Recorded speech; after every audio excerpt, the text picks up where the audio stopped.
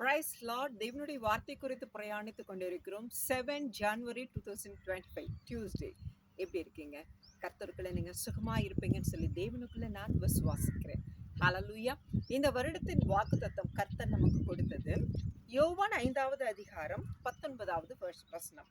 அப்பொழுது இயேசு அவர்களை நோக்கி, மெய்யாகவே மெய்யாகவே நான் உங்களுக்கு சொல்லுகிறேன், பிதாவானவர் செய்ய குமாரன் காண்கிறது எதுவோ அதையே அன்றி வேறொன்றையும் தாமாய் செய்ய மாட்டார். அவர் எவைகளை செய்கிறாரோ அவைகளை குமாரனும் அந்தபடியே செய்கிறார். ஹalleluya. ஆண்டவராக இயேசு கிறிஸ்து இந்த பூமியில வாழும்போது தினசரி இரவும் அதிகாலையும் பிதாவினிடத்துல ஜெபித்தார். இது ஒவ்வொரு நாளும் அவர் என்ன செய்ய வேண்டும் என்று சொல்லி பிதாவாகிய தேவன் செய்ய காண்பித்தாரோ அவற்றைதான் இங்க செய்தார். அதே சமயம் பிதாவாகிய தேவன் என்ன சொல்லணும்னு சொல்லி அவர் சொல்லி கற்றுக் கொடுத்தாரோ அவற்றை மாத்திரமே இங்க ஊழியத்துல நமக்கு கற்றுக் கொடுத்து வாழ்ந்து கடந்து சென்றார். ஹalleluya.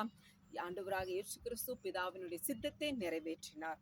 இதோ ஆண்டவர் ரொம்ப அழகா சொல்கிறாரு, எவன் ஒருவன் பிதாவாகிய தேவனுடைய சித்தத்தை செய்கிறானோ அவனே அன்றி ஒருவனும் பரலோக ராஜ்யத்துல பிரவேசிக்க முடியாது. சோ நம்ம ஒவ்வொருவரும் நம்மளுடைய விருப்பத்தை அல்ல, நம்மளுடைய பொருளாதாரம் ஐஸ்வர்யத்தை பெருக்கிக் கொள்வதற்காக அல்ல, பிதாவாகிய தேவன் நம்மை குறித்து நம்மை படைக்கும் போது ஒவ்வொரு திட்டங்களும் தீர்மானங்களும் வைத்து படைத்திருக்கிறார். அந்த திட்டங்களை, அந்த சித்தங்களை, அந்த விருப்பங்களை நம்ம செய்து முடித்து கடந்து செல்லும் போதுதான் தேவனிடத்துல நம்ம என்ன பண்ண முடியும்?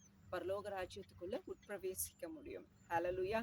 கர்த்தர் உங்கள் ஒவ்வொருவரையும் தேவனுடைய சித்தத்தை செய்ய அவர் கிருபை பொழிந்தருள்வாராக. ஆமென். ஹalleluya. Price Lord.